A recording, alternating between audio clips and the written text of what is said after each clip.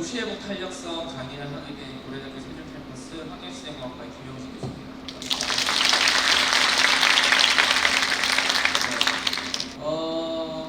오늘 강의는 이제 도시회복 탄력성에 대한 이제 강의를 진행하는데, 이 강의가 이제 이번 학기에 저희가 새로 만들어가지고 한 학기 동안 진행하는 내용입니다. 그래서 여러분들한테 모든 걸 다 보일 수는 없고, 그 중에서 이제 처음 들어도 쉽게 이제 이런 게 있구나 라고 할 수 있는 내용들 위주로 구성을 좀 했습니다. 그래서 강의 시작에 앞서가지고 여러분들 이제 개념에 대해서 좀 이해를 해야 되는데, 요즘에는 모르겠어요. 저 때만 해도, 중학교 다닐 때만 해도 이제 서점에 좀 많이 가가지고 서점에서 이제 책도 읽고, 요즘에는 저도 이제 뭐 지하철 타든 버스를 타든 핸드폰 하는 걸 보고 있었는데, 저 학교 다닐 때만 해도 그래도 책에 이제 가방에 책 한 권씩 넣고 다니면서 지하철이라든지 버스 탈 때 읽는 약간 그런 문화가 좀 있었는데, 요새는 이제 그런 문화가 이제 있습니다.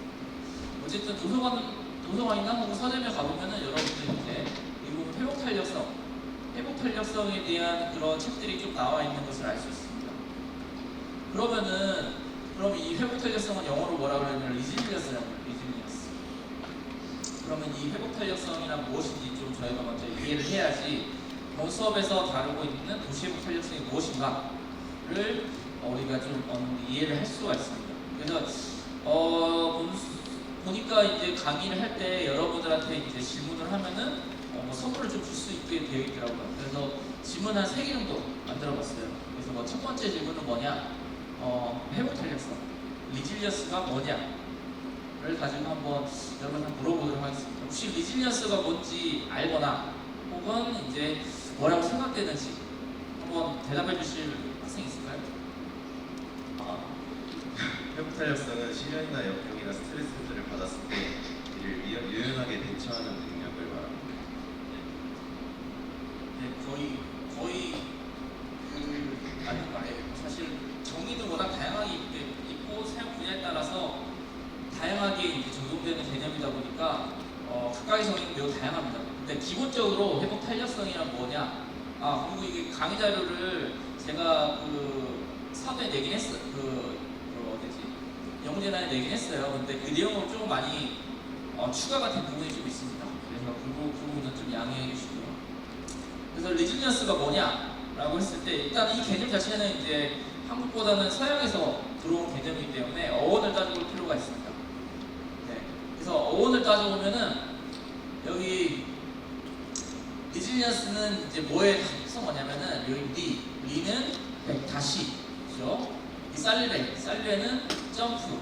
그러니까 다시 튀어오르는, 다시 점프하는 그런 두 단어를 합쳐가지고 리바운드 혹은 리코일, 그러니까 다시 뛰어오르다, 이런 개념으로 리질리언스라는 이제 단어가 완성이 되어 있습니다. 그래서 뜻을 보면은 과거에 처음 나왔을 때, 처음 이 단어가 이제 처음 노출이 됐을 때는 이제 되튕겨 오르거나 빠르게 회복하는 행위, 이 행위를 이제 리질리언스라고 했는데, 이제 그게 이제 좀 전문적인 용어로 사용되면서 이제 탄력성, 압축, 그런 원래 형태로 돌아갈 수 있는 능력, 이 물리학에서 이런 용어로서, 이런 정의로서 이제 사용되기 시작을 했습니다. 그래서 종합적으로 이제 여러분 사전에서 리질리언스 찾아보면은 탄성, 복원력, 탄력, 이런 것들을 의미하는 걸 알 수가 있습니다. 그래서 이거를 이제 우리가 의식으로 정의를 해보면은 회복 탄력성, 회복 복원성, 이런 단어로 정의되는 것을 우리가 알 수가 있습니다.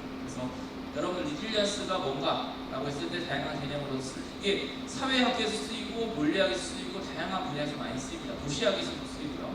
기본 정의는 여기 탄성, 복원력, 탄력, 이런 원래 형태로 돌아갈 수 있는 능력으로 정의된다는 거 이해하면 좋겠습니다.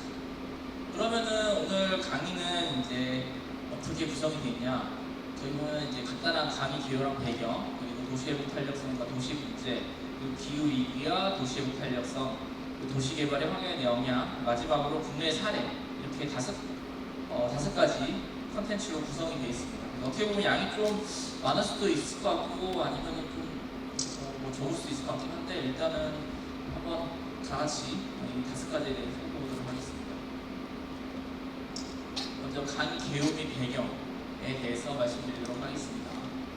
그래서 이 강의 개요 지금 강의 계획 목표는 제가 한 4가지를 좀 잡아봤습니다.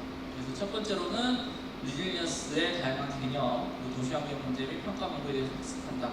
두 번째로는 기후위기 문제에 대해서 학습하고 이에 대한 도시회복 탄력성 방안에 대해서 학습한다. 세 번째로는 도시회복 탄력성을 향상시키기 위한 도시개발 환경에 대한 영향에 대해서 학습한다.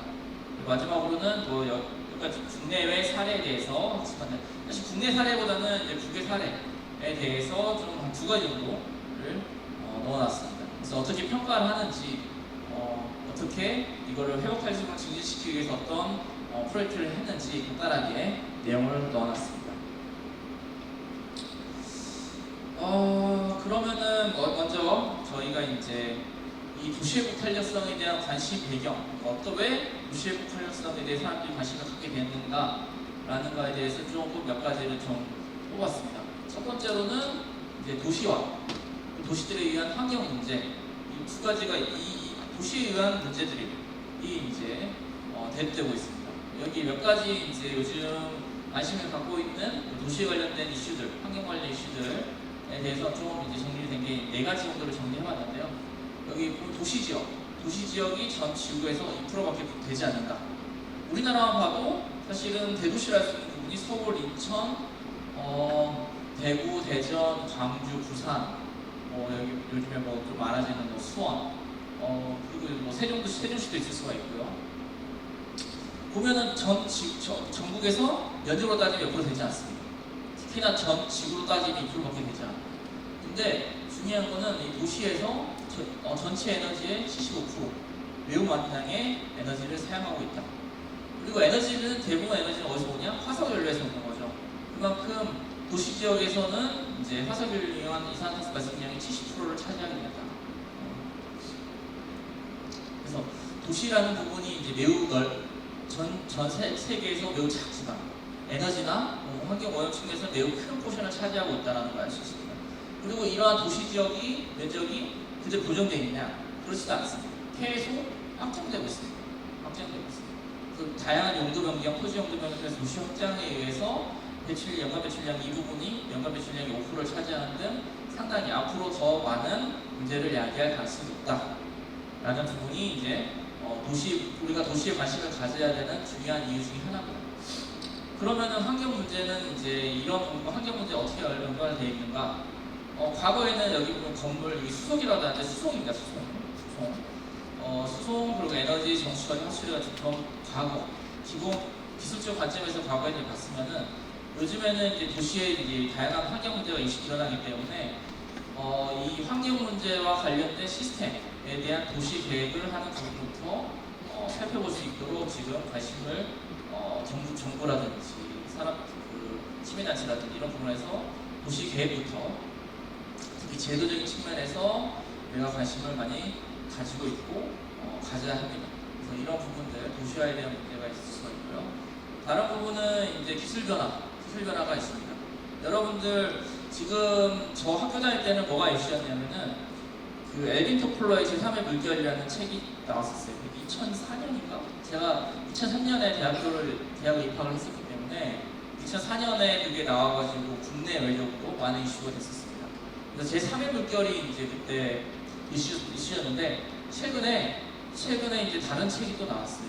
제6의 물결이라고 이란 책이 났는데 이거는 그 그러니까 기술의 변화를 좀 더 쪼개가지고 다양하게 본 책입니다. 그래서 이거를 쓴 분은 이제 제임스 브래드필드 무디라는 분인데 이게 호주분인데 호주에서 이제 상당히 과학기술적으로 영향력이 있는 그런 분입니다. 이분이 쓴 책인데 이분이 쓴 책 보면은 여기 보면은 퍼스트 웨이브, 제1의 물결, 제2의 물결, 제3의 물결, 4의 물결, 5의 물결, 6의 물결 지금 현재 6의 물결이 상태다라고 제시를 하고 있습니다. 그래서 1의 물결은 뭐냐? 1의 물결은 산업혁명이에요. 산업혁명. 그래서 그 수력 그리고 그때 텍스타일 즉 이제 모직이라든지 그런 부분들 2의 물결은 스팀 그리고 렐로드, 철도, 철강 3의 물결은 전기, 화학, 그리고 내연기관 그리고 4의 물결은 이제 정유산업, 그리고 전자산업, 그리고 항공기 5의 물결은 이제 디지털 네트워크, 소프트웨어, 뉴미디어 이게 한 2000년 된 것 같아요. 그리고 유괴 물결은 디지털이제이션, 즉 AI라든지 로봇 드론 요즘에 이슈가 많이 되고 있고 또 우리 이제 첨단 분야 혁신연대 사업에 다 드론 사업단도 있고 다양하게 있습니다. 그리고 클린테크는 뭐냐면은 요즘에 이제 기후 위기, 이산화탄소에 대한 이산화탄소라든지 이제 그린하우스, 즉 이제 온도를 올릴 수 있는 그런 그린하우스에 의한 이제 지구 온난화 문제가 있기 때문에 그 이산화탄소를 발생량을 억제할 수 있는 그런 클린테크에 대한 관심. 그래서 지금 현재 이 이런 유괴 물결인 상태다. 그래서 이런 이제 기술 변화에 따라서 도시회복 탄력성에 대한 관심도 많이 높아지고 있다는 걸 알 수가 있습니다. 또한 이제 이런 혁신 주기가 점점 빨라지고 있습니다. 빨라지고 있어요. 1회 물결, 2회 물결, 3회 물결, 4회 물결, 5회 물결, 6회 물결. 이 감각 봤을 때 한 1회 물결에서 2회 물결까지 한 100년 됐어요. 100년 차이 났을 거예요. 근데 제 봤을 때 5회 물결에서 6회 물결 사이는 한 20년 차이밖에 되지 않습니다. 점점 이 기술 발전이 점점 주기가 짧아지고 있기 때문에 여기에 대한 대응이 많이 필요하다. 그런데 우리가 기술의 발달을 많이 되고 있는데 도시의 관점에서 봤을 때 이 기술의 발달과 도시와 그 융합이 얼마나 잘 되고 있는가라는 것은 봤을 때 그 부분을 좀 고민해야 될 필요가 있습니다. 그래서 보면은 우리 도시, 여기 이건 질문 몇 가지 던져놨는데 우리 도시, 뭐 예를 들면 한국에 있으면 서울 있을 수가 있고요. 이탈리아로 뉴욕, 프랑스 파리 이런 오래된 도시들이 많이 있죠. 그러면은 이런 도시들이 현재 이런 기술들, 우리 기술 발달들이 도시를 어떻게 변화시키는가? 당장 뭐 서울이라든지 세종이라든지 다양한 대도시만 봐도 그래도 기술이 발달이 이제 많은 것을 바꿔놨다는 걸 알 수 있습니다. 그냥 스마트폰만 해도 여러분들 뭐 옛날에는 저 태어났을 때 같은데 그때는 이제 내비게이션이 없었기 때문에 운전할 때 지도가 있었어요. 근데 지금은 내비게이션을 핸드폰에 있죠. 그래서 핸드폰만 갖고도 많은 걸 할 수 있습니다. 또 지하철, 버스 기다릴 때 핸드폰을 가지고 언제 올지 판단을 해가지고 할 수가 있고요. 그런데 이제 그렇게 많은 이제 도시 모습을 이제 발달을 시켰는데 그럼에도 불구하고 여전히 도시랑 기술과 그 갭이 좀 있는 것 같습니다. 갭이 있어요. 그러면은 그 도시가 기술 발전을 따라가지 못하는 이유가 뭘까? 여기서 한 가지 좀 질문을 좀 이제 던지도록 하겠습니다. 그러면 마지막 부분. 여러분들 이제 많은 학생들이 공부를 하고 있고 새로운 기술을 배우고 있고 그러지만 실제로 그게 적용되는 거 봤을 때 과연 그게 도시 모습과 기술 발전을 봤을 때 그게 정확히 일치를 하느냐? 그렇지 않죠. 그러면 그렇지 않은 이유가 무엇일까? 한 명 정도 한번 대답해 보실 학생이 있을까요? 도시는 기술 발전에 비해 속도가 느리다고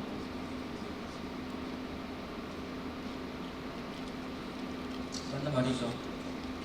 일단은 도시가 이제 기술 발전에 따라가지 못하는 이유는 제가 생각했을 때는 다양한 게 있을 수 있습니다. 근데 뭐 전자적으로 그래도 좀 빨리 따라가는 것 같아요. 하지만 어떤 측면에서 기술 발전에 따라가지 못하냐? 기술이 사람한테 적용되기 위해서는 검증이 돼야 되고 또 이제 스케일업이라든지 다양한 이제 좀 더 기술 발전이 필요할 뿐만 아니라 특히나 환경 혹은 토목 혹은 기반 산업 부분에서는 그 많은 데이터가 쌓여서 안정화가 돼야 됩니다. 그래서 환경 부분에서 우리가 왜 도시에서 그 지금 첨단 기술들을 쓰지 못하냐라고 봤을 때 여전히 환경 부분에서는 약 100년 전, 50년 전 기술들을 많이 쓰고 있어요. 토목 분야만 해도 그렇게 쓰고 있습니다. 왜 그러냐? 이 도시는 결국 도시에서의 기술 적용은 뭐냐면 결국 사람들의 안전과 직결되어 있습니다. 그래서 사람들의 안전을 확보하기 위해서는 기술이 충분히 검증되고 오랫동안 그 안정성을 보여야 돼요. 그래서 그런 측면에서 도시와 기술 발전은 어느 갭을 가지고 있다라고 저는 생각을 합니다. 마지막 그 다음 문제는 이제 뭐냐? 도시 문제와 삶의 질. 이제 최근 우리나라 같은 경우도 이제 삶의 질에 대해서 많은 관심을 갖고 있습니다. 삶의 질은 뭐냐? 정의는 이렇게 나타낼 수가 있습니다. 개인이 살고 있는 문화와 가치 체계의 맥락에서 그리고 목표, 기대, 표준 및 개념과 관련하여 삶에서 자신의 위치에 대한 개인의 인식을 의미한다. 그래서 그 개인 인식이 중요한 겁니다. 그래서 삶의 질은 뭐 다양하게 나눌 수가 있습니다. 환경적인 거, 정치적인 거, 경제적인 거, 심리적인 거, 이동성, 다양한 삶의 질을 갖고 삶의 질에 대한 이제 분류를 할 수 있는데, 결과적으로 도시 문제, 도시에서 사람들이 많이 살기 때문에 도시에서는 도시의 삶과 여러분들이 느낀 삶의 질은 서로 일치가 되어 있다. 그래서 우리는 이제 어떻게 해야 되냐? 도시적인 문제를 해결하고 도시 난립 통제하여 환경 악화를 방지하는 데 도전해야 된다. 그래서 이 삶의 질을 개선하는데 도시 개발 혹은 도시 계획이 매우 중요하다는 것을 우리가 알 수가 있습니다. 그래서 이러한 네 가지 배경을 바탕으로 최근에 도시회복 탄력성에 대해서 많은 연구자들 그리고 많은 정치가들이 관심을 갖고 있습니다. 자, 그러면은 다음으로 넘어가가지고 도시회복 탄력성 좀 못하거든요. 도시회복 탄력성과 도시 문제에 대해서 한번 살펴보도록 하겠습니다. 그래서 여기서는 이제 도시회복 탄력성이 무엇인지, 도시 환경 문제가 무엇인지, 그리고 도시회복 탄력성 평가 방법이 무엇인지 간단하게 한번 살펴보도록 하겠습니다. 그래서 도시회복 탄력성이란 무엇이냐? 이게 기본적인 이제 정의예요. 정의. 오른쪽 그래프를 보게 되면은 여기서는 재해, 도시가 문제가 없이 돌아가면은 도시회복 탄력성이라는 말을 할 필요가 없습니다. 도시에도 많이 이슈가 있어요. 당장 교통사고가 있을 수가 있고요. 당장 이것만 해도 지금만 해도 장마 보면 비가 오죠. 비가 온다는 거는 우리 물을 얻을 수 있는 기회이기도 하지만 비가 너무 많이 오게 되면 재해로 바뀝니다. 그러면은 이 비가 많이 왔을 때 홍수가 났을 때 어디가 취약한지, 도시 어디가 취약한지, 그리고 취약한 문제에 의해서 문제가 생겼다면 이게 얼마큼 빨리 회복시킬 수 있는지, 이것들이 연결돼서 작동하는 게 바로 우리 도시회복 탄력성이라는 겁니다. 그러면은 이런 그래프를 바탕으로 한번 도시회복 탄력성의 정의에 대해서 한번 생각을 해보면은 먼저 한번 읽어봅시다. 이렇게 다양한 도시의 재난 상황에 대비하고 도시가 더 안정하게 변화하고 회복할 수 있는 능력을 강조하는 개념이다. 그래서 이를 위해서 도시계획, 도시정비, 도시복구 보존을 포함하는 도시 생애 주기에 영향을 미치는 종합적 전략을 우리가 정책적으로 가져야 한다는 거죠.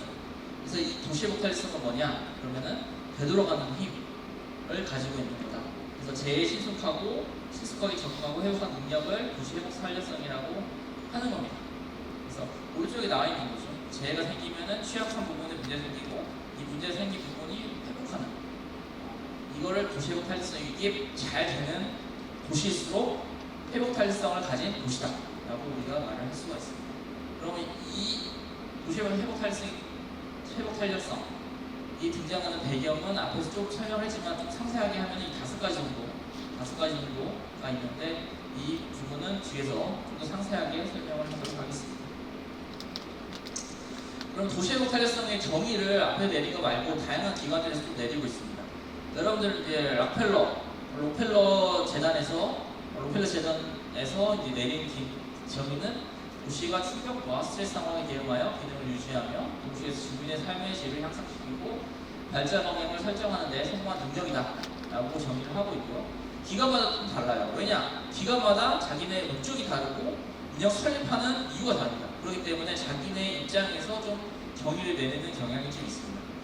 여기는 보면은 이제 재해 위험 경감 사무소, UN 산하의 기구입니다. 재난 관련된 이제 기구인데 이 기구에서는 도시가 지속적으로 위험과 취약성에 대처하여 자원과 역량을 향상시키고 주민들이 안전하고 번영하는 도시환경을 유지할 수 있는 능력이다라고 정의하고 있고요. 여기는 이제 과학단체죠. 과학단체에서는 도시의 생태, 사회 및 경제 시스템의 변화에 적응하고 변화를 통제하면서 도시의 지속가능한 발전과 도시민의 삶의 질을 향상을 이루어낼 수 있는 능력이다라고 하고 있습니다. 그래서 보면은 이제 기본적으로 관통하는 건 있습니다. 그러니까 위험이 오면은 위험에 대응을 잘 하고요. 그리고 시민들이 안전하고 잘 살 수 있도록 만드는 능력을 도시회복 탄력성이라고 공통적으로 정의를 내리고 있습니다. 그러면은 우리가 도시회복 탄력성을 보기 위해서 이 그래프를 좀 이해를 해야 됩니다. 이 그래프는 뭐냐면은 여기 검은색, 녹색, 파란색은 남색인데 이 남색 그래프가 원래 도시입니다. 원래 도시. X축은 시간이고요. Y축은 성능입니다. 사고가 발생하기 전에는 도시의 성능은 일정 유지가 되고 있겠죠. 우리가 원하는 대로 일정 유지가 되고 있습니다. 사고가 발생하게 되면은 그 사고가 영향을 미친 부분에 있어서 성능이 좀 감소합니다. 그리고 그리고 어느 일정 시간이 지난 뒤부터는 복구가 되기 시작하면서 원래 상태로 돌아갑니다. 이게 회복 탄력성이에요. 도시의 회복 탄력성입니다. 그러면은 이 회복 탄력성을 도시가 이렇구나 라고 끝나는 게 아니라 여러분들은 이걸 평가를 해가지고 오른쪽 빨간색과 같이 만들어야 돼요. 빨간색과 같이 어떻게 만드냐, 사고가 지난 이후에 덜 떨어져야 돼요. 성능이 덜 떨어져야 되고요. 그리고 성능 회복 속도 더 빨라야 됩니다. 그리고 이 사건을 통해서 여러분들이 교훈을 얻어서 사고 후에, 복구 후에는 더 좋은 성능을 가질 수 있도록 만드는 거예요. 이게 바로 여러분들이 도시 회복 탄력성을 평가해야 되고, 그리고 이를 통해서 새로운 그런 이제 정책 혹은 새로운 기술을 도입해야 되는 이유가 바로 여기 나와 있습니다. 궁극적으로는 이 남색 선에서 빨간색 선으로 여러분들이 바꾸는 게 도시 회복 탄력성을 평가하는 이유다. 그러면은 이거를 이제 어떻게 여러분들이 이제 빨간색 선으로 바꿀 수 있을까요? 여기에 이제 5가지 요소들이 들어가게 됩니다. 첫 번째로는 내구성, 두 번째로는 대치성, 세 번째로는 실속성, 네 번째로는 자원 동원력, 다섯 번째는 지역 경쟁력. 이 5가지가 이 도시 회복 탄력성을 증진시키는 데 필요한 필수 구성 요소입니다. 내구성은 당연히 내구성이 충격이 잘 견뎌야 되는 그런 능력을 말하는 거고요. 대치성은 문제 생겼을 때 다른 부분에서 그 기능을 대치시키는 그런 부분을 말합니다. 실속성은 이제 빨리 회복시키는 그런 속도를 말하고요. 자원은 어쨌든 회복을 시키기 위해서는 많은 인적 자원, 물적 자원이 들어가기 때문에 그 자원을 많이 넣을수록 더 빨리 회복할 수가 있습니다. 지역 경쟁력. 지역 경쟁력은 지역 시민들의 그런 이제 인식 혹은 교육 능력, 다양한 그런 부분들을 의미하고 있습니다. 그래서 이런 5가지를 여러분들이 이제 향상을 시켜야지 우리가 원하는 대로 빨간 선대로 우리가 회복 탄력을 할 수 있다. 여기 말고도 다양한 개념들이 있습니다. 제가 아까 말씀드린 것처럼 이제 다양한 집단에 따라서 이제 도시 회복 탄력성을 이제 규명하는 그런 내용들이 좀 달라지는데 여기 보면은 대표적으로 이제 에이럽 그룹이라는 게 있고요. 영국에 있는 그룹입니다. UN 아까 전에 말했던 재난 경감 그 센터, 유엔의 재난 경감 센터 이 부분이고요. 그리고 아시아 개발은행, 여기 OECD, 여기 필립 해리슨이라는 분은 이제 교수님이고요. 이 문헌을 찾아보게 되면 이 5군데에서 각각 도시 회복 탄력성을 어떻게 나누냐, 물리 환경, 사회, 경제, 거버넌스, 제도 이런 다양한 측면에서 이제 도시 회복 탄력성을 정의를 내리고 있습니다. 그래서 보면은 여러 가지 보면은 에어컨 모든 기관에서 물리 환경, 시설 부분에 있어서 정의를 좀 내려주고 있고, 사회 부분, 교육이라든지 그런 부분들, 경제 예산을 지원을 해야겠죠. 거버넌스 정책적인 부분입니다. 이 정책적인 부분이 상당히 중요하고요. 그리고 이제 제도, 이런 거버넌스를 바탕으로 이제 제도들이 나올 텐데, 회복 탄력성을 확보하기 위한 그런 서비스나 이제 비전 제시, 물리적 조치, 다양한 이제 그런 부분들을 이제 정의를 하고 있습니다.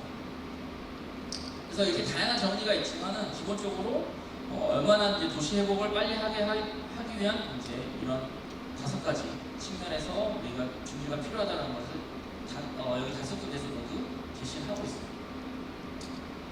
그러면은 여기 우리가 이제 도시 회복 탄력성이라는 단어를 좀 지금 공부를 하고 있는데, 그러면 회복 탄력성 뿐만 아니라 비슷한 개념이 하나 더 있습니다. Sustainability, 지속 가능성이라는 게 있어요. 그래서 지속 가능성과 회복 탄력성은 뭔 차이가 있는가라고 우리가 조금 이제 이해를 해야 됩니다. 특히나 요즘 지속 가능성이라는 말은 요즘에 여러분들이 많이 듣고 있어요. 어디서 많이 듣고 있냐? 여기 그 SDG, Sustainable Development Goal, 유엔에서 제시한 지속 가능한 발전 목표라는 게 있습니다. 요즘에 이게 유행하는 게 정부라든지 모든 대학에서도 강조를 많이 하고 있어요. 그래서 이 Sustainability랑 Resilience 이 2가지 개념에 대해서 간단하게 여러분들이 그 차이가 뭔지는 좀 알아야 돼요. 다양한 내용들이 좀 있겠지만 먼저 목표적인 측면에서 우리가 차이를 보면은 최종 목표에서 지속 가능성은 환경을 보호하는 거고요. 리질리언스는 환경에 적응하는 겁니다. 그래서 보호랑 적응이라는 측면에서 어느 차이가 있다. 수단도 환경 보호에 대한 실천이고 리질리언스는 적응과 복구에 대한 개념이 강하게 작용합니다. 그러다 보니까 어떤 식으로 결과를 정책이 발전되느냐라고 봤을 때 이건 건축 분야에 한정되긴 하지만 건축 분야에서 보면은 건축환경 정책 분야 봤을 때 녹색 지속가능 도시, 지속 가능성 부분에서는요. 환경적 영향, 환경 친화적인 생산, 에코 디자인, 환경을 보호하는, 환경 영향을 덜 주기 위한 방향으로 정책이 나오고 있고요. 리질리언스 측면에서는 리질리언스 시티, 보호 저항, 적응 회귀, 위험 감소 완화, 생태계 평형, 기후 변화 적응. 어쨌든 문제가 생기지만 그 문제에 쉽게 적응하고 대처하기 위한 부분으로 정책이 제시가 되고 있습니다. 그래서 다양한 내용들이 여기 제시가 되어 있지만 큰 그림 측면에서는 두 개의 차이는 지속 가능성은 보호고 리질리언스는 적응이다. 이 키워드 측면에서 여러분들이 이해를 하시면은 쉽게 두 개의 개념을 구분할 수 있을 것 같습니다. 그러면은 이제 도시 환경 문제가 뭐가 있을까? 왜 우리가 리질리언스가 중요하냐라고 했을 때 첫 번째로는 자연재해의 기후변화가 심각해지고 있다. 오른쪽 보면은 몇 가지 그림들이 있죠. 이 그림 보면은 이건 홍수 그림이고 두 번째는 화재죠. 세 번째로는 이건 지진입니다. 전 지구적으로 지금 재해재난이 엄청 증가하고 있어요. 이 그래프가 보면은 X축은 이제 연도고요. Y축은 전 세계에서 발생한 자연재해 수입니다. 지금 지속적으로 증가하고 있는 걸 알 수 있어요. 근데 뭐가 증가하냐? 크게 증가하는 부분 보게 되면은 어떤 게 증가하고 있죠? 하이드롤로지컬, 수리적인, 홍수, 비 그런 것들 물과 관련된 재난이 매우 심각하게 증가하고 있다. 다른 부분을 보면은 어느 조금 증가하는 것을 보이긴 하지만 이 물과 관련된 부분이 더 심각하게 증가하고 있다는 것을 알 수가 있습니다. 이게 왜 그러냐? 어떻게 보면은 이제 우리가 이제 산업화와 관련된 것이죠. 결과적으로는 이산탄소, 메탄 등 다양한 이제 온실가스가 발생함에 따라서 지구 온난화 그리고 이로 인한 기후 변화 때문에 이제 해수면 상승 혹은 비가 많이 와서 홍수가 많이 발생한다든지 그런 문제가 발생하고 있다. 근데 재밌는 부분이 하나 더 있습니다. 맨 마지막 보면은 알겠지만 과거에는 이런 문제들이 대부분 어디서 일어났냐? 저개발 국가, 그러니까 개발이 잘 안 돼서 정비가 잘 안 된 국가에서 많이 일어났는데 요즘에는 모든 도시, 개발된 국가에서도 많이 발생하는 이런 문제들이 많이 발생한다는 걸 알 수가 있습니다. 그래서 우리나라도 이제 이 부분에서 벗어날 수가 없다. 특히나 뒤에서 잠깐 사진 보여주겠지만 우리나라가 이제 홍수 문제, 가뭄 문제 매우 심각합니다. 과거에도 좀 있긴 했지만 최근에 빈도가 증가하는 것 같아요. 빈도가. 그래서 재작년에는 이제 세종 근처에 있는 오송에서 지하철에서 참사가 있었죠.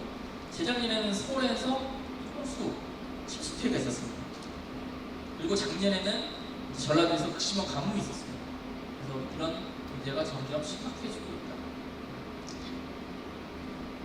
그 두 번째 문제는 이제 뭐냐? 이제 도시화와 취약성이 증가하는 것. 도시화가 됨에 따라서 취약성이 증가한다.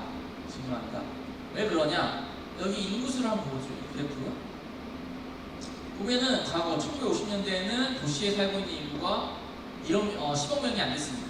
근데 지금 2020년, 2025년, 2030년 약 50억 명에 달하고 있다. 그러면 그 말은 뭐냐? 전 세계 인구의 절반이 도시에 살고 있다.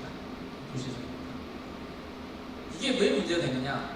도시가 작을 때는 어느 정도 컨트롤이 가능했습니다. 근데 도시 인구가 증가하게 되면은 도시의 캐퍼시티, 도시가 수용할 수 있는 능력을 초과하게 되는 거죠. 그러면은 수용가가 확산되는 겁니다. 즉 기반 시설도 어느 정도 과거 이제 우리가 예를 들어서 10만 명을 대상으로 만든 기반 시설이다. 그런데 거기 20만 명이 살고 있다. 그러면 당연히 그 기반 시설은 10만 명에 대해서는 책임을 질 수 없는 상황이 되는 거죠. 그래서 이런 인구 밀도가 증가함에 따라서 과거에 설정한 그런 기반 시설들이 제대로 역할을 하지 못하는 그런 문제가 발생하게 됩니다. 그래서 즉 취약성이 증가하게 된다는 거죠. 이거는 이제 과거 재난으로부터 우리가 얻어야 되는 교훈들이 있다는 건데, 과거에도 이제 우리가 이제 지진, 쓰나미, 허리케인 등 다양한 이제 재난이 발생했었고, 그 재난은 이제 어느 정도 일정한 유지가 많이 나오고 있습니다. 그 중에서 보면은 뭐 쓰나미라든지 허리케인 이런 것들이 많이 발생하고 있다.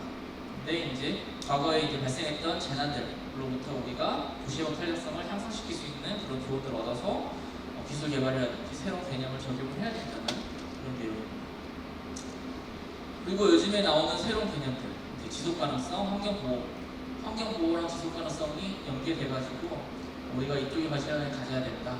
그래서 아까 처음에 지속 가능성에 대한 개념이 환경 보호라고 했죠. 이를 위한 개념들이 요즘에 많이 관심을 받아서 회복 탄력성까지 영향을 많이 미치고 있는 상황입니다. 특히 이제 기후 변화가 심각해지고 있기 때문에 1992년에 리우 국제 협약이 있었고, 그때 이게 뭐냐? 기후 변화에 대한 유엔의 기본 협약이죠. 여기에 따라서 이산화탄소 배출량을 줄이고 그 기후를 이제 지구를 보호하기 위한 그런 방안을 우리가 해야 됩니다. 이를 위해서 유엔에 제시한 게 여기 나왔던 SDG 지속 가능한 발전 목표가 여기 나와 있고요. 여기에 보면은 환경과 관련된 부분들이 많이 있습니다. 혹은 인류의 삶에 대한 부분도 많이 있고요. 그리고 이제 여기는 이제 이런 이제 지속 가능성을 평가하기 위한 지표로 이렇게 산파울로에 대한 이제 예시로서 경제성, 정치, 문화, 그리고 생태 이 네 가지를 가지고 도시를 평가를 해가지고 이 부족한 부분이 있으면 이걸 부족한 부분을 향상시키기 위한 방법들을 지금 대책을 세우고 있다. 이런 지속 가능성에 대한 이제 국제 관심이 많이 증가하고 있다는 부분을 이제 말씀드립니다. 그리고 이제 한 가지 더 이제 마지막 부분은 이제 과거의 도시 문제가 도시 하나에 그친 게 아니라 도시와 그 지역 간의 상호 연결성이 강화되고 있습니다. 왜냐? 도시에는 제한된 공간밖에 있지 않아요. 근데 인구 밀도가 계속 증가하기 때문에 그 인구를 분산시키기 위해서 도시 주변으로 새로운 위성 도시들이 계속 생겨나고 있고요. 그 도시들과 그 가운데 있는 메트로시티가 이제 연결이 되는 그런 부분들이 생기고 있습니다. 당장 서울만 해도 서울 주변에 있는 위성 도시가 많죠. 그리고 그 부분들이 연결이 많이 되고 있고요. 그러면 어떤 문제가 되느냐? 이 도시가 가졌던 문제, 그런 재해에 대한 취약성이 그 주변 지역들로 확장이 되는 그런 문제가 발생하게 됩니다. 따라서 이 도시화와 지역 연결이 증가함에 따라서 이 재해에 대한 취약성이 증가하기 때문에 이 부분에 대한 이제 폭발성이 반영이 돼야 되는 그런 이슈도 현재 많이 발생하고 있습니다. 그러면은 이러한 도시 문제가 있다는 걸 우리 확인했고, 이걸 어떻게 할 것이냐? 다양한 평가를 해야겠죠. 평가. 보면은 이게 딜리버리 평가 수단입니다. 그리고 결과물, 영향, 이 평가 수단과 이제 이 다양한 지표들, 그리고 결과물, 그리고 이에 대한 영향, 이것들을 종합해서 도시를 평가를 해야 되고요.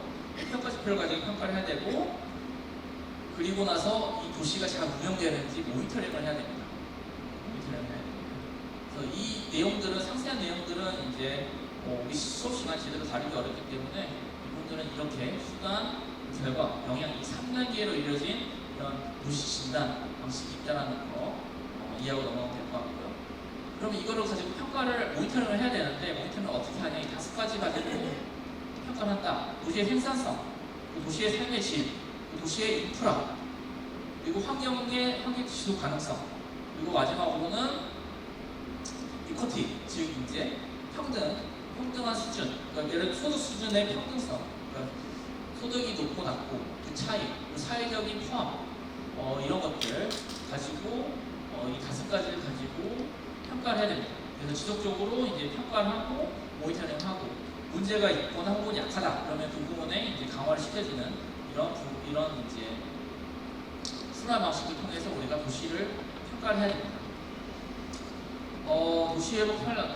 도시회복 탄력성의 평가 수요 혜택 주체는 다양하게 있을 수가 있는데, 다양한 정부 기관, 재난관리기관, 지역 주민들, 학교, 비영리 단체, 민간 기업 이런 주체들이 있다라는 정도 그냥 알고 넘어가면 될 것 같고요.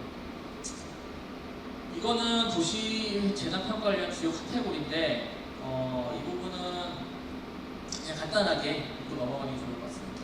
그래서 니즈에서 평가가 왜 필요하냐? 이건 우리 앞에 설명했고 이를 위해서 필요한 요인이 뭐냐? 네 가지 정도가 있다.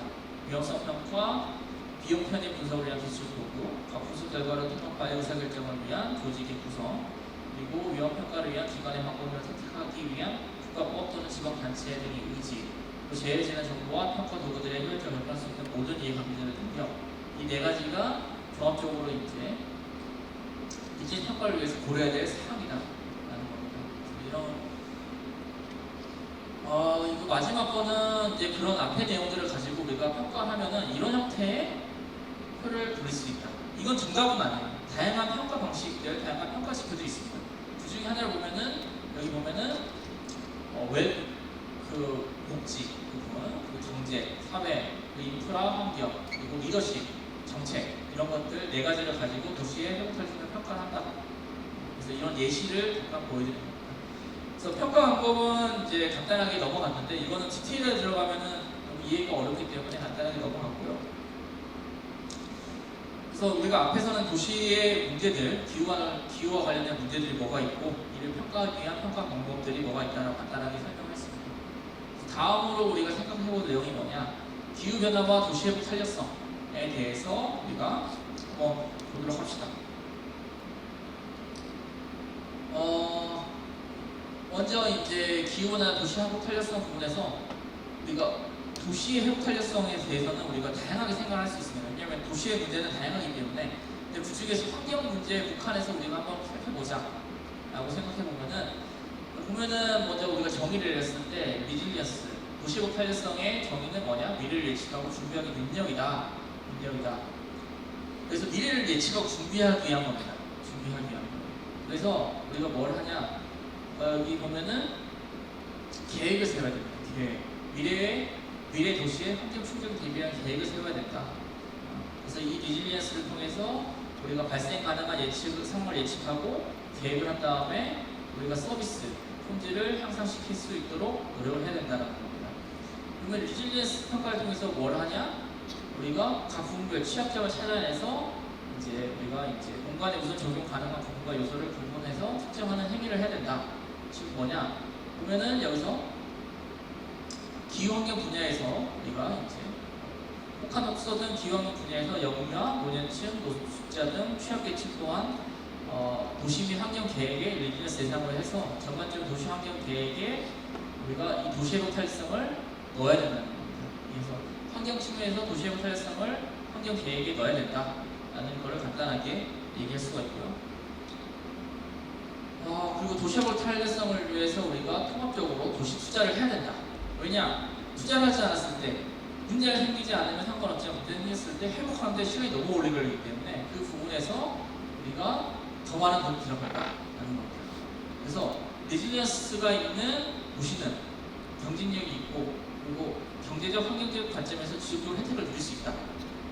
도시를 처음 만들었을 때 문제가 생기지 않고 사람들이 많은 자원을 누릴 수 있겠지만 문제 생기면은 그 부분이 다 파괴되겠죠. 회복되지 않으면은 지속적으로 그걸 누릴 수가 없습니다. 그래서 도시 회복 탄력성이 반영이 돼야 된다는 거죠. 그래서 그걸 위해서 미리 투자를 해야 된다. 투자를. 만약에 하지 않으면은 어떤 문제가 생기냐? 나중에 더 큰 문제가 된다. 그래서 예를 들어서 도시에 홍수가 생겼거나 혹은 화재가 생겼거나 이랬을 때 바로 회복을 해야 되는데 회복하지 못하면은 그 회복하는 데는 수십 년이 걸릴 수 있다는 거예요. 예를 들어가지고 미국 선진국이나 미국에서도 뉴올리언스라는 다른 지역에서 이런 홍수 관련된 피해 복구 예산으로 약 1,000억 달러 정도를 썼다는 거죠. 시간도 많이 걸렸고 그래서 미리 계획을 해야 된다. 그리고 환경에 대한 세계적 기초가 있기 때문에 이 부분을 우리가 미리 고려를 해가지고 고려를 해야 된다는 겁니다. 특히나 보면은 건축 도시에서는 전 세계 에너지 소비의 3분의 1을 소비하기 때문에 특히 이때 그린하우스 가스, 온실가스를 배출하는 거죠. 그래서 건축 규제를 통해서 그러니까 온실가스 배출을 줄일 수 있고 또 이때 저에너지 건축 자체를 선택하는 것만 해도 많이 줄일 수 있다. 그리고 도시에 있는 산업들, 도시에서 오염물질의 50%를 배출한다. 그리고 내연기관 교통수단이 더 많은, 매우 많은 배출량을 차지합니다. 매우 많은 양의 이산화탄소 배출하고 있다는 겁니다. 그리고 쓰레기는 이제 우리가 많이 발생하고 있는데 이제 소각이라든지 묻게 되면은 4분의 1, 전체 4분의 1 배출가스를 차지하기 때문에 쓰레기에 대한 고려도 많이 필요하다라는 겁니다. 그래서 도시에서 발생하는 다양한 환경 이슈들이 이렇게 있다. 그래서 이 부분을 우리가 해결하거나 혹은 이 부분에 의한 문제를 완화시킬 수 있도록 도시의 탈선을 가져야 된다는 거죠. 그럼 도시의 탄력성을 어떻게 도시에 반영을 할까요? 즉, 이걸 이해하기 위해서는 도시 계획을 여러분들 이해를 해야 됩니다. 그래서 간단하게 좀 설명을 하면은 도시 계획은 이런 형태로 구성이 되어 있습니다. 이런 형태. 첫 번째 보면 큰 틀에서는 국토이용관리법, 그다음에 국토의 이용 및 계획에 관한 법률, 또 건축법, 이 세 가지 큰 틀에서 이제 법이 있고요. 그래서 관련된 법은 이렇게 나와 있습니다. 국토이용관리법 부분은 수도권 정비계획법, 국토의 이용 및 계획에 관한 법률은 스마트도시법, 도시 및 주거 환경정비법, 다양한 법이 있고요. 그 관련 법 밑에는 계획이 있습니다. 도시 계획이 있죠. 그래서 보면은 국토이용관리법에는 국토종합계획, 수도권 정비계획, 그리고 이 두 번째 부분은 광역도시계획, 도시군 기본계획, 도시군 관리계획, 도시재생 전략계획 이런 것들이 있고요. 이 계획을 달성하기 위한 사업들이 필요합니다. 사업들. 그래서 도시군 계획시설 사업, 도시환경 정비 사업, 주택 재건축 사업, 다양한 사업들이 있습니다. 그럼 우리가 이런 도시 계획이 있을 때 어디에 우리가 우리가 도시의 탄력성 부분을 반영을 해야 될 것이냐라고 했을 때 다 모든 부분에 반영할 수는 없어요. 너무 크기 때문에 우리가 어디에 반영해야 되냐? 도시군 기본계획과 도시군 관리계획 이 두 부분에 반영을 해야 된다라는 겁니다. 그러면 우리가 이 두 계획과 이 도시군 기본계획과 도시군 관리계획이 뭔지 간단하게 이해를 해야겠죠.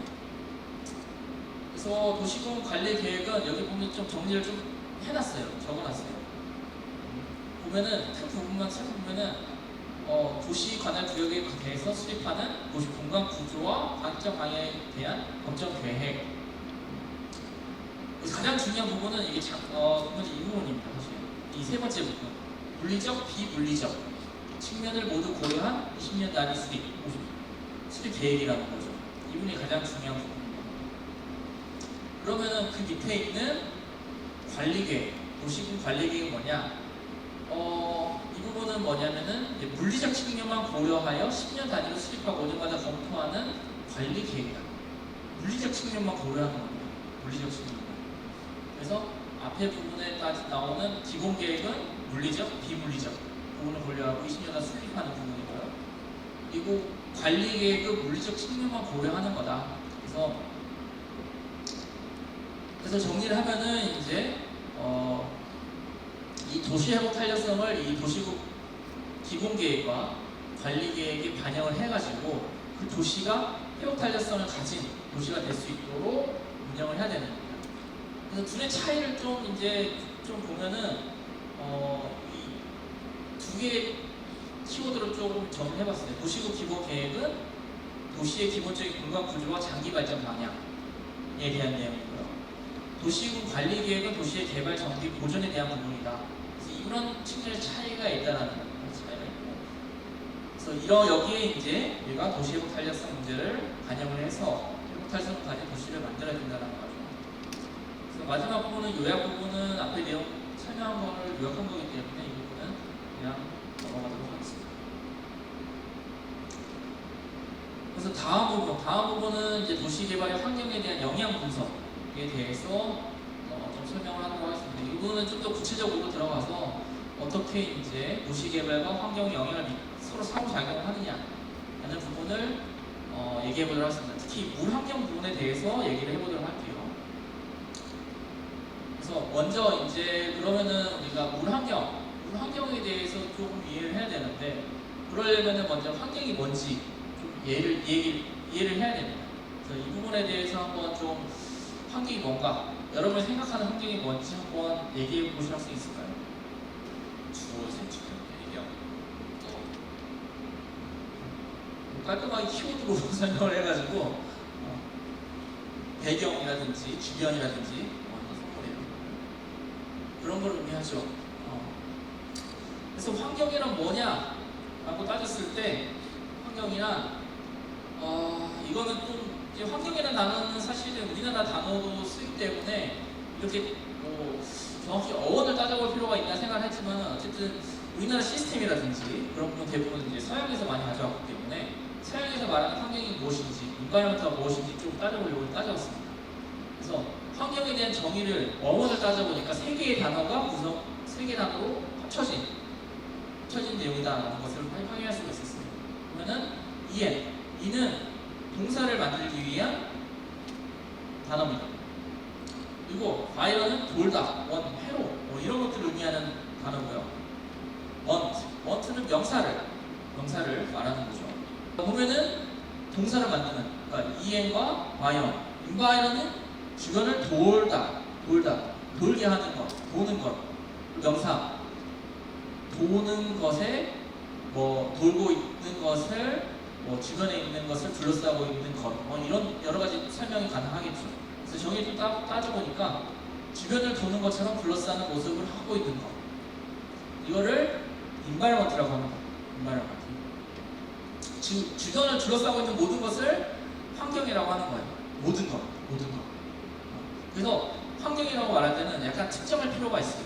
왜냐? 너무 포괄적이기 때문에 특정할 필요가 있습니다. 그래서 저는 이제 여러 앞에서 말한 것처럼 우리가 재난이 많이 발생하고 있는데 어떤 재난이 많이 발생하고 있냐? 물과 관련된 재난이 지속적으로 증가하고 있다.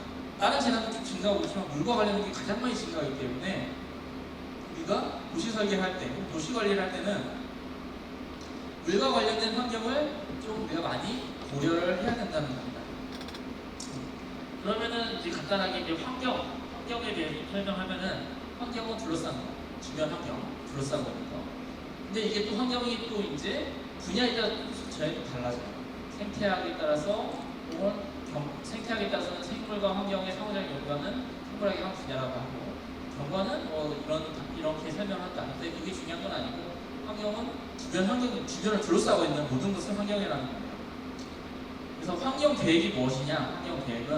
환경 계획은 자연환경, 사회적, 정치적, 경제적, 자치적 요인들을 고려한 토지 개발을 수행하고 지속 가능한 결과물을 산출하기 위한 전체론적 프레임워크를 제공하기 위한 의사결정을 용이케 하는 과정이다. 라는 게 환경 계획이죠. 좀 어렵죠, 사실은. 어려워요. 어쨌든 이제 여기 나와 있는 주변에 있는 모든 것들을 이제 지속 가능하게 만드는 의사결정 과정이라는 겁니다. 그럼 뭐가 있냐? 물리적인 거, 생물학적인 거, 건축 환경 이런 것들이 환경이다. 환경. 그 중에서 뭐 다양하게 있습니다. 다양한 것들이 있는데 그 중에서 우리는 물에 집중해서 한번 살펴보도록 하겠습니다. 그러면은 여러분들 이제 혁신융합대학 사업에서 온 학생들 같은 경우는 대부분 이걸 알고 있을 거예요. 물순환이 뭔지 알고 있을 겁니다. 대부분. 이거는 이제 여러분들 수업 시간에 많이 배웠을 거예요. 그래서 뭐냐? 여기 보면은 바다라든지 거기서 증발이 일어나죠. 증발이 일어나서 대기로 올라간 다음에 우축이 일어나면서 강수로 지표면을 내리게 됩니다. 지표 내려오게 되면은 이게 지표면을 따라서 유출되기도 하고요. 혹은 침투를 통해서 지하로 넘어가서 지하수를 만들기도 합니다. 혹은 이제 지표면에서도 이제 증발이 일어나기도 하고요. 혹은 증산이 일어나기도 합니다. 증산은 뭐냐? 이게 식물 같은 데서, 식물 나뭇잎이라든지 식물 껍질이라는 데서 물이 증발하는 현상이죠. 그래서 증발과 증산을 통해서 다시 이 물이 대기 중에 흘러가게 되죠. 이게 계속 순환을 하면서 물이 이제 흐르게 됩니다. 이게 바로 물순환이라는 거죠. 그래서 워터사이클이라는 겁니다. 이게 가장 이제 여러분들 환경을 배우는 학생들 혹은 토목을 배우는 학생들 이게 가장 중요한 개념 중에 하나인데 이 부분에 있어서 도시가 영향을 미치게 됩니다. 도시가 없으면은 이 현상이 잘 굴러가겠죠. 도시가 발생하면 어떻게 될까요? 도시가 생기면 도시가 있으면 어떻게 생기냐? 물이 흘러가야 되는 이런 지점, 이런데 나무를 다 밀어버리고 아스팔트로 깔아버리죠. 시멘트로. 그러면 뭔 일이 있을까요? 물이 비가 왔을 때 비가 침투를 통해서 지하로 가야 되는데 지하로 가지 않고 지면을 따라 흘러가거나 혹은 증발산이 제대로 일어나야 되는데 증발산이 일어나지 않고 그대로 밖으로 강이라든지 바다로 유출되는 그런 현상들이 일어나게 될 겁니다. 그래서 도시 개발이라는 거는 이런 물순환을 방해하는 효과를 가져오기 때문에 이런 이제 도시의 환경 문제, 도시 재난에 큰 영향을 미칠 수가 있습니다. 그럼 어떤 게 있냐? 가장 큰 게 뭐냐면은 가장 큰 부분이 뭐냐면은 도시의 불투수면이 가장 큰 문제를 차지하게 돼요. 불투수면이 뭐죠? 불투수면이 저기가 여기 나와 있죠. 파킹, 그러니까 주차장, 혹은 도로, 루프탑, 지붕 이런 것들을 불투수면이라고 합니다. 즉, 물이 침투하지 못하는 면을 불투수면이라고 합니다. 불투수면. 그래서 도시개발 전에는 이런 상황이 되는 거죠. 비가 내리면은 비가 이제 내려서 땅을 통해서 지하로 넘어가서 지하수의 요양을 충분히 만족시킬 수 있는 축전 현상이 일어나고 소량의 물만 유출될 겁니다. 그리고 지표면에 다 존재하고 있는 다양한 이제 식물들이 있고 그리고 지표면에 흙이 있기 때문에 흙이 물을 먹고 있잖아요. 증거량도 충분히 유지될 거예요. 근데 개발을 하게 되면은 이런 지표면에 그 불투수면이 증가하기 때문에 지하로 흘러 들어가는 물의 양을 줄어들 거고요. 그리고 물이 그대로 흘러나가서 강으로 유출되는 그런 문제가 많이 발생하게 될 겁니다. 당연히 이 표면에 있는 흙이 없기 때문에 증발되는 양도 줄어들 거예요. 그래서 이렇게 물순환에 큰 영향을 미치게 된다. 근데 이게 왜 무슨 문제를 야기할까요? 무슨 문제를? 이게 유출량이 증가한다는 건 뭘 의미하냐? 호수가 생길 가능성이 매우 높아진다. 흙이 있으면은 비가 많이 오더라도 흙을 통해서 물이 침투하기 때문에 지표면을 통해서 흐르는 물의 양이 줄어듭니다. 근데 불투수면이 증가하게 되면은 지표면에 물이 많이 흐르기 때문에 이 물이 많이 모이는 홍수 혹은 침수, 홍수가 많이 발생하게 되고 침수 현상이 많이 발생할 수 있죠. 이런 문제가 많이 발생할 수 있다. 또 취수에도 영향을 미칠 수가 있습니다. 취수. 이 취수는 이제 다른 얘기고 취수는 이제 불투수면과 다른 문제입니다. 취수 현상에도 영향을 미칠 수 있다. 불투수면이 많이 증가하게 되면은 지하수량이 줄어들겠죠. 근데 만약에 우리가 지하수를 쓴다, 그러면 자연스럽게 물은 충전되지 않으면서 우리가 쓰는 물의 양은 증가하기 때문에 지하수위가 낮아지게 됩니다. 근데 지하수위가 낮아지면은 무슨 문제가 발생할까요? 집안이 침하됩니다. 집안이 침하되면 어떤 일이 발생하냐? 당연히 땅이 꺼지는 겁니다. 꺼지는 현상이 발생해요. 물이 많아도 땅이 꺼지기도 해요. 싱크홀이라는 거죠. 근데 물이 없어도 꺼집니다. 물이 적정량이 있어야 돼요. 지하수가 적정량이 있어야 됩니다. 그래서 불투수면은 호수를 유발할 뿐만 아니라 지하수위도 줄이는 그런 문제를 야기하기 때문에 과거의 도시개발은 이런 문제를 고려하지 않았어요. 근데 현재의 도시개발은 이런 도시의 물순환을 이제 영향을 줄이는 방향으로 도시개발이 진행이 되어야 됩니다. 보면은 이거는 이제 불투수면이 어떻게 영향을 미치는지를 나타낸 그래프입니다. 보면은 이 자연 상태는 비가 오게 되면은 25%는 약 50%는 지하로 가게 되고 10%만 유출된다. 40%는 증발산을 통해서 배기로 날아가죠. 근데 만약에 불투수면이 100%까지 증가한다, 100%까지 증가한다. 이러면 어떤 일이 발생하냐? 59% 정도의 강수량이 바로 유출이 되죠. 그리고 30%만 증발산이 되고요. 지하로는 15%만 가게 됩니다. 즉 지하수를 쓰게 되면 지하수가 보충이 되지 않는 그런 문제가 발생하게 되고 유출이 많이 되니까 호수가 혹은 침수가 많이 발생할 수 있는 문제가 생기겠죠. 그래서 요즘에는 이제 이런 불투수면의 문제가 점점 심각해지고 있기 때문에 도시개발에 있어서 불투수면을 줄이자라는 그런 이제 도시계획이 많이 적용이 되고 있습니다. 이게 뭐냐? 바로 여기 나와 있는 저영향 개발 기법이다. 로우 임팩트 디벨롭먼트. 디벨롭먼트를 안 할 수는 없어요. 왜냐? 우리가 살아야 되기 때문에 사람이 살아야 되기 때문에 개발을 할 수밖에 없습니다. 근데 과거에는 임팩트, 영향이 많았던 개발이었다. 그러면 지금은 로우 임팩트, 영향이 적은 개발을 하자라는 게 이제 저영향 개발 기법이고 전 세계적으로 이제 대도시 선진국 위주로 많이 적용이 되고 있습니다. 그래서 개발 기법의 정의는 여기 나와 있죠. 영향을 최대화하겠다, 최소화하겠다, 최소화. 개발 이전 상태에 최대한 가깝게 만들겠다. 그게 바로 저영향 개발 기법입니다. 5단계의 설계 방식이 있는데 뭐가 있냐? 보전, 유출량 영향 최소화, 유출 이동 시간 유지. 여기 유출이라는 거는 물입니다. 비가 왔을 때 물이 유출되는 걸 말하는 거예요. 추가 유출량 감소, 오염 방지. 이 5가지 정도를 가지고 우리가 영향을 최소화시키자라는 겁니다. 보전, 자연환경을 보전하자. 유출량 영향 최소화, 차도를 최소화하고 식생도량을 만들고 침투 높은 토양을 보전하자. 유출 이동 시간 유지를 하자. 식생수를 만들고 식생 배수 패턴 등 물의 흐름을 연장시킬 수 있는 만들자. 예를 들어서 요즘에 이제 그 자연습지 같은 걸 도시에 많이 만듭니다. 그런 분들이 될 수 있겠고, 유출량 감소하자. 빗물 가든 침투 도량 우수통 분쇄 설비를 배치하자. 이거는 그 뒤에 재작년에 서울의 강남 쪽에 이제 침수 현상이 있었죠. 침수 현상이 있었습니다. 그래서 그때 그 이후에 서울시에서 뭘 결정했냐면 서울시 지하 수로를 만들자라고 결정을 했죠. 그 수로를 만드는 뭐냐면은 이미 도시가 이미 개발이 됐기 때문에 특히 강남 같은 경우는 더 뭘 할 수가 없어요. 그렇기 때문에 물이 유출량이 많은 거는 당연합니다. 비만이 오면은 당연히 유출이 많이 생길 수밖에 없다.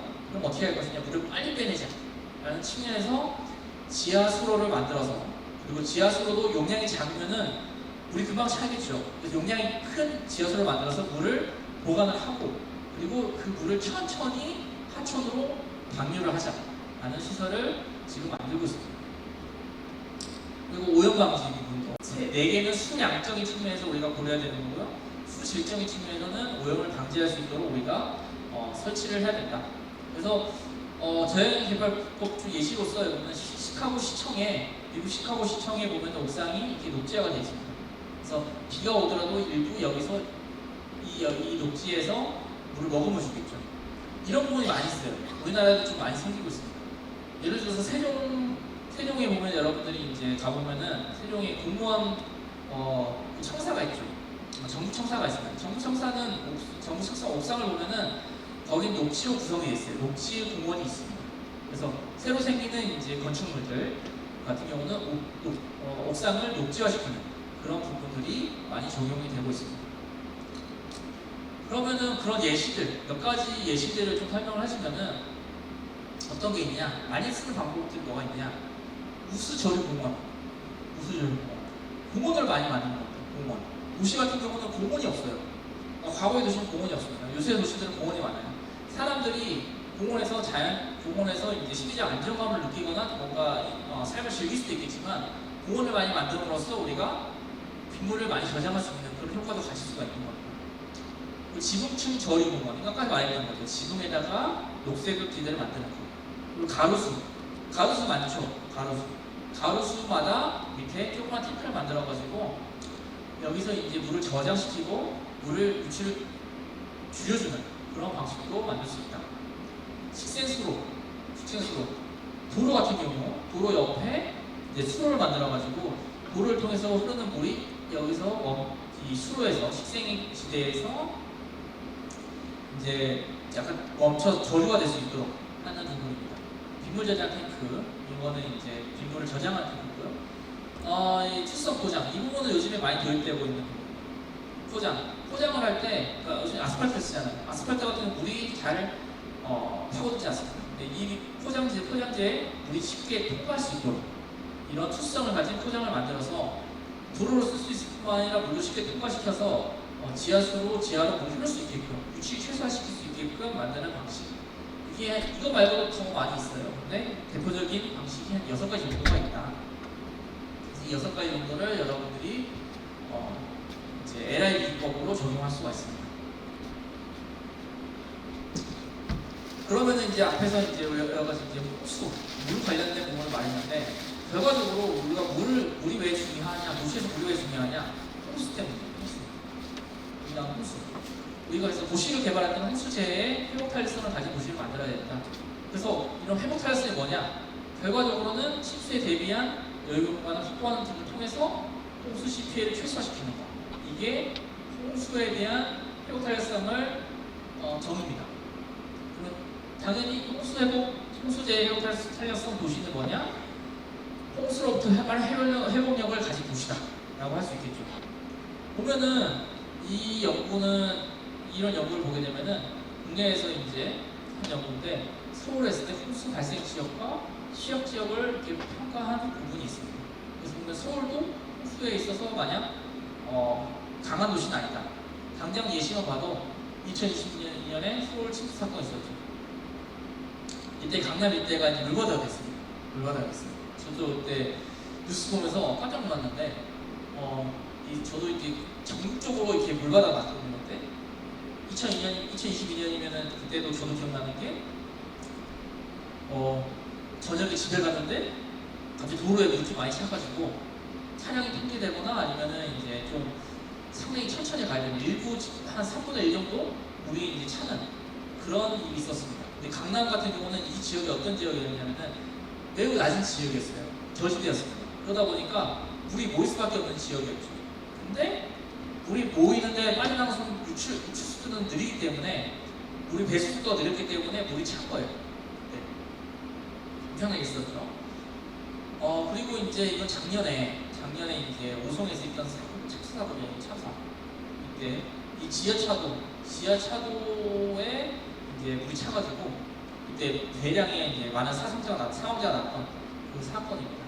그래서 이렇게 홍수가 쉽게 발생할 수 있는데 이 홍수가 발생하더라도 홍수가 적게 발생한다든지 수생이 잘 발생하지 않게끔 발생한 후에도 빨리 회복되게끔 만드는 방식이 이제 도시 그런 분위기를 가진 도시를 이제 홍수재 해역 탄력성 도시다라고 우리가 정의할 수 있습니다. 그러면은 이제 홍수 회복 탄력성을 향상시키기 위해서 우리가 뭘 해야 되냐? 홍수를 좀 살펴봐야 돼요. 물이 어떻게 흐르는가 살펴봐야 됩니다. 그래서 유역 이렇게 보면은 우리가 여러분들이 이제 도시 지역을 보게 되면은 우리가 도시에서 물을 쓰잖아요. 그래서 물을 얻을 수 있는 지역이 있어야 됩니다. 그 말은 유역이죠. 유역에서 이제 비가 내렸을 때 물이 모이게 됩니다. 이 모인 물이 강을 타고 흐르게 되죠. 그래서 강을 타고 흐르게 되고요. 강 주변 같은 경우는 어떤 일이 있냐? 이 강 주변 같은 경우는 이제 홍수 나면은 이제 물이 넘치는 그런 지역들이 있죠. 그리고 강 하류 같은 경우는 이제 물이 넘치게 되면은 이제 매우 심각한 영향을 미칠 수 있는 그런 취약 지역이 있습니다. 그리고 강으로부터 좀 떨어져 있는 그런 안전지역 이렇게 있습니다. 그래서 총 우리가 도시를 봤을 때 네 군데로 구분할 수 있는데 유역이 있고 하천 해랑, 하천 바로 옆에 부분들 이분들 같은 경우 이런 부분이 있고 하천 하류 그리고 홍수로부터 안전한 안전지역 이렇게 네 개로 구분할 수 있다. 그래서 지역별로 우리가 도시 개발을 해야 되는 겁니다. 유역 같은 경우는 강호 관리, 물을 충분히 얻어야 되기 때문에 강호 관리를 하죠. 이 부분에 보통 댐이 많이 있습니다. 그리고 하천 주변 같은 홍수가 날 확률이 높기 때문에 개발을 제한한다거나 토양을 보존하는 그런 활동을 하게 되고요. 하류 같은 경우는 취약 정착촌. 여기는 뭐 영어로 세틀먼트가 써져 있기 때문에 취약 정착촌을 써놨긴 했는데 취약지대입니다. 취약지대. 이런 부분은 홍수가 났을 때 바로 사람이나 건물이나 시설을 보호할 수 있는 그런 부대 시설이 나와야 됩니다. 안전지대는 홍수로부터 완전히 해방된 지역. 그 부분들은 이제 개발을 잘 하면 되겠죠. 이런 식으로 이제 우리가 도시 설계를 해야 된다. 그래서 이 회복 탄력성을 체크하기 위한 체크리스트가 한 5가지가 있는데 이 5가지를 만족시키는 도시 설계가 되면은 도시는 회복 탄력성이 높다라고 할 수 있을 것 같습니다. 그러면은 이제 도시 내 홍수가 뭐가 있냐? 딱 2가지로 구분할 수 있어요. 도시 홍수랑 하천 홍수 이렇게 구분할 수가 있습니다. 하천 홍수는 말 그대로 하천이 넘치는 겁니다. 도시 홍수는 도시에서 생기는 거예요. 그래서 오송 사고 같은 게 하천 홍수라고 할 수가 있고요. 거기 하천이 넘쳤잖아요. 도시 홍수 같은 경우는 강남에서 일어났던 침수 사건 그런 거겠죠. 하천에서 물이 넘친 게 아니라 그냥 물이 모인 거죠. 그래서 이때 홍수에 대비했을 때 우리가 뭘 해야 되냐?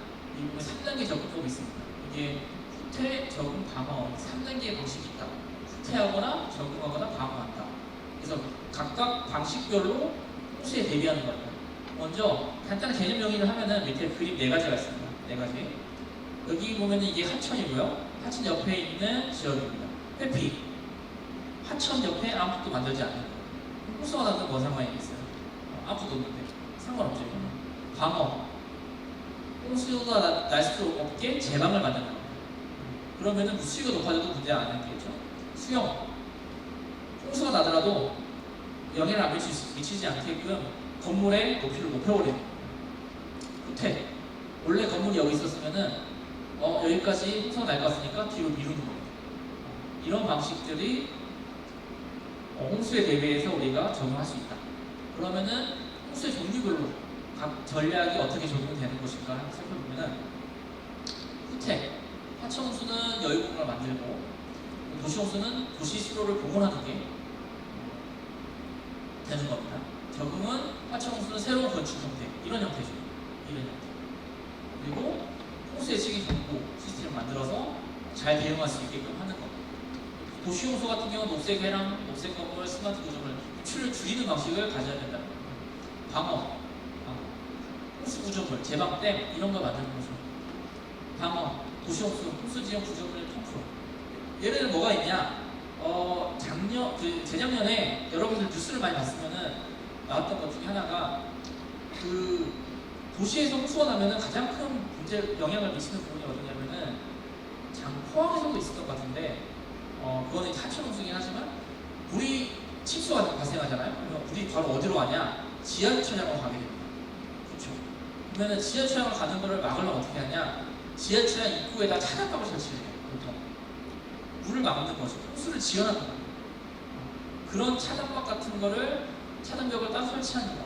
그런 것들이 바로 이제 방어 전략이라고 할 수 있겠습니다. 그래서 이런 후퇴적인 방어, 이 전략들로 홍수에 따른 대응 방안이 이렇게 나온다. 이런 식으로 이제 도시 계획이나 이제 도시 관리를 하게 되는 거죠. 이거 말고도 이걸 포함해가지고 좀 더 확장하는 개념이 뭐냐면은 4RAP 전략이라는 게 있습니다. 재난, 노출, 취약성 부분에 대해서 각각 어떻게 해야 될 것이냐. 재난이 발생했을 때, 재난을 대비했을 때 그 시설을 유지시키거나 완화시키는 전략. 그건 재난 노출됐을 때 저항하거나 후퇴하는 전략. 취약성이 있으면 취약성 부분을 수용을 하는 전략, 혹은 취약성에 대비하는 전략. 이런 것들이 있다. 그래서 여기 보면은 상기부터 하류까지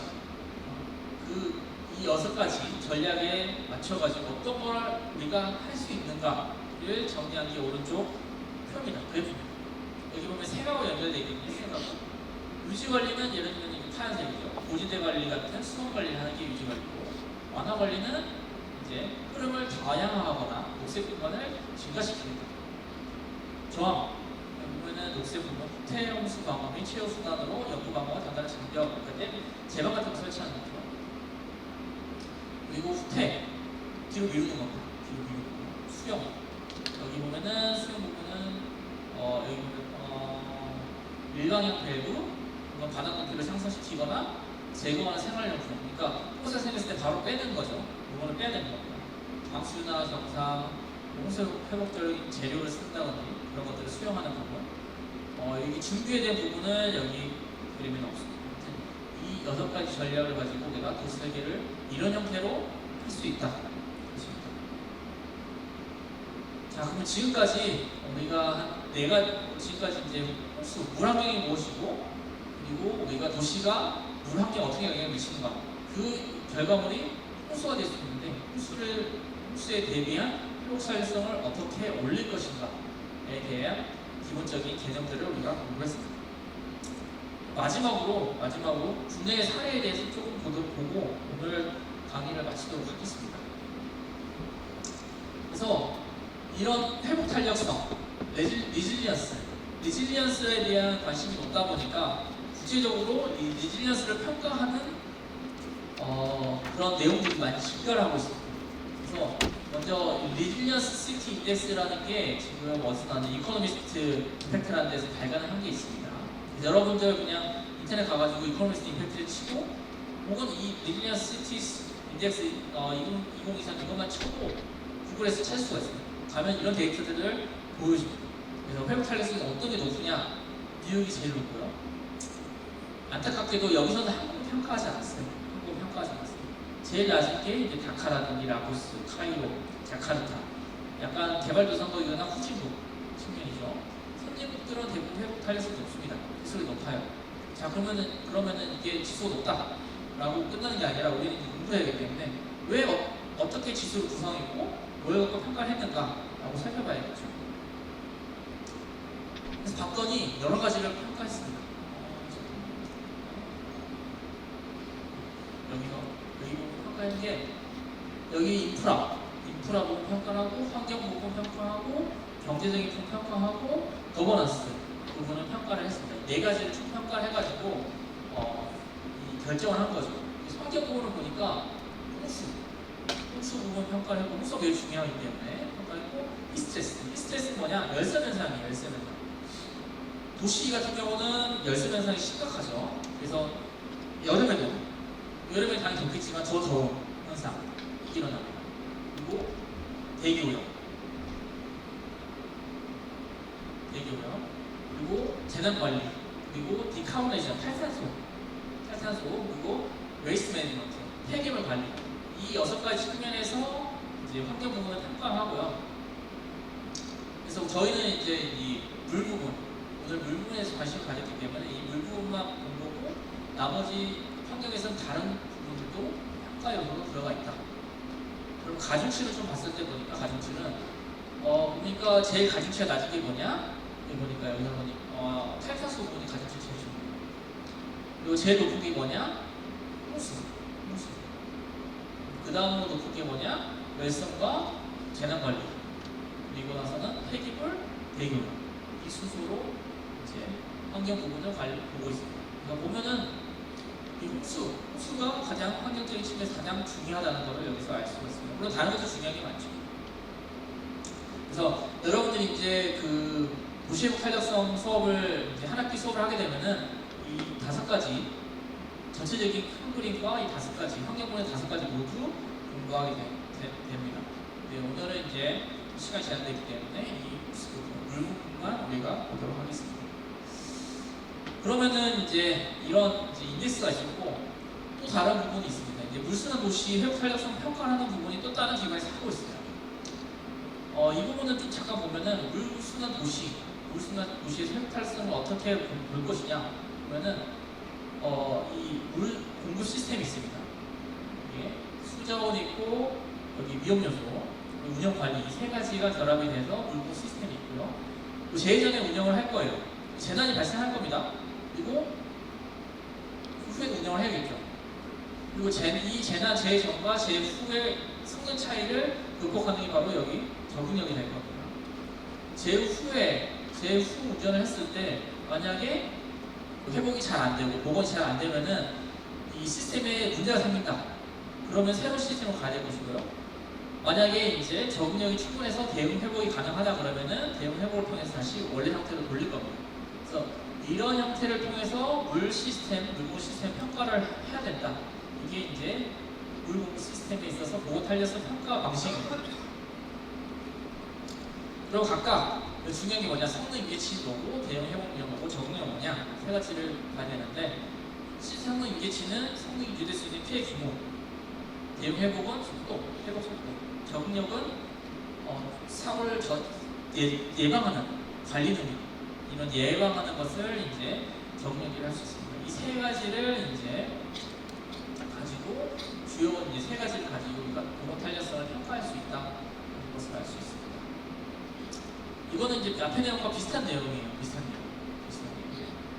거의 비슷한 내용이기 때문에 이건 넘어가도록 하겠습니다. 그러면은 이걸 가지고 이제 어떻게 하냐? 앞에서 이제 레지던트 시티 인덱스라는 게 있었으면 다른 기관에서는 이제 시티 블루프린트라는 걸 가지고 물순환 도시, 물만 관련해 가지고 평가하는 겁니다. 앞에서 나왔던 여기서 나왔던 레지던트 시티 인덱스 같은 경우는 평가 요소 보면 알겠지만 환경적 요소에서도 다양하게 그죠? 근데 이 물만 내놓고 물만 따로 떨어뜨려 놓고 보는 게 바로 여기 나와 있는 시티 블루프린트라는 겁니다. 시티 블루프린트. 이 결과물은 오른쪽 그래프와 같이 나와요. 그래서 여기서 한 25개 요소를 가지고 평가를 하는 겁니다. 그래서 지하수, 량, 수위, 수질, 그리고 정수, 수자원 양, 수자원의 수질 뭐 등등 가지고 25개를 가지고 평가를 하는 거고요. 이 평가 이 두 개를 비교해 보면은 로테르담 이제 도시 네덜란드에 있는 도시죠. 여기는 탄자니아에 있는 살람 이 도시 두 개를 비교해 보면은 당연히 네덜란드가 선진국이기 때문에 당연히 교훈을 알 수 있어요. 다만 비교를 통해서 어느 부분이 부족하고 어느 부분이 잘 돼 있다는 걸 알 수 있겠죠. 그래서 이걸 통해서 어느 부분을 우리가 증진시켜야 되는지를 판단할 수가 있습니다. 그래서 이제 네덜란드에 있는 기구죠. 이거는 KWR 워터 리서치 인스티튜트가 또 이제 이 세 가지를 만들었습니다. 그래서 이 중에 하나가 시티 블루프린트 프레임워크다. 이게 통합 물관리 능력에 대한 부분을 나타내고 있는 평가 책이다라는 걸 알 수가 있고, 이걸 가지고 여기 보면은 아래 보면은 뉴욕, 런던, 이스탄불, 서울 이 네 개를 평가를 했습니다. 물만 갖고 평가를 한 거예요. 보면은 이 파란색 부분이 서울이에요. 서울이 커버하는 영역이 제일 넓은 걸 알 수 있습니다.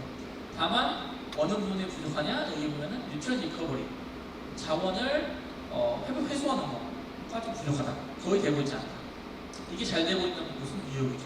근데 다른 부분은 상당히 잘 되고 있다. 물론 안 되고 있는 것도 있습니다. 스토어워터 세퍼레이션 안 되고 있고요. 그러니까 이제 침수피해라든지 그런 게 좀 나는 거죠. 그래서 나머지 부분은 어느 정도 잘 되고 있다. 이걸 가지고 도시들의 이제 물순환 능력을 평가를 하는 겁니다. 그래서 이런 것들이 있다. 그래서 뭐 전략 부분에서 이제 물 공급 취약성을 분석하고 적응력 강화하고 대응 회복 전략을 구축하는 게 물 회복 탄력성을 증진시키는 방안이다. 그래서 이거를 이제 하고 있는 나라들이 있죠. 그래서 대표적인 게 뭐 미국이죠. 미국 EPA, 미국 환경청이 2018년에 그걸 만들었습니다. 물 인프라법을 만들어가지고 3,300명 이상을 대상으로 하는 공공 시스템에 대해서는 보건 탄력성을 평가를 해라. 그래가지고 문제가 되지 않게끔 규정을 만들어라. 시스템을 보완을 해라. 라는 겁니다. 그래서 이런 것들을 하고 있다. 우리나라 같은 경우도 사실은 이런 거랑 비슷한 걸 하고 있습니다.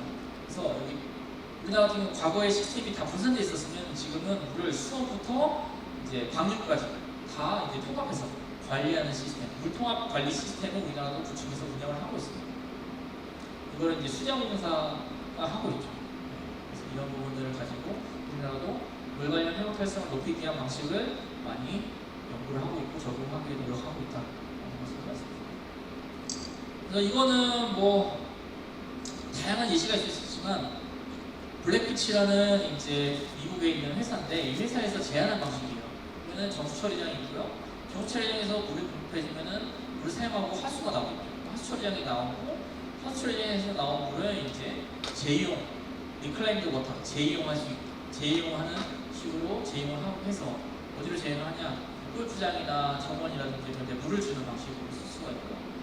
그리고 일부는 이제 포터블워터 다시 정수 처리장으로 돌려가지고 포터블 유즈로 음용수로 쓸 수 있게끔 만들어서 이제 물을 공급하는 방식. 혹은 이제 스톰워터는 이제 빗물이잖아요. 빗물도 저장해가지고 쓸 수 있게끔 이렇게 모든 물을 쓰면서 재이용시키는 물 순환을 내부적 도시 내에서 하자라는 게 여기 나온 개념입니다. 포터블 유즈 같은 경우는 음용수잖아요. 사실 음용수는 법적으로 우리나라에서 불가능합니다. 왜냐 사실은 여러분들 보고 이제 화장실에서 나온 물을 정처해서 먹으라고 하면 뭐 아무리 깨끗하게 먹고 싶지 않겠죠.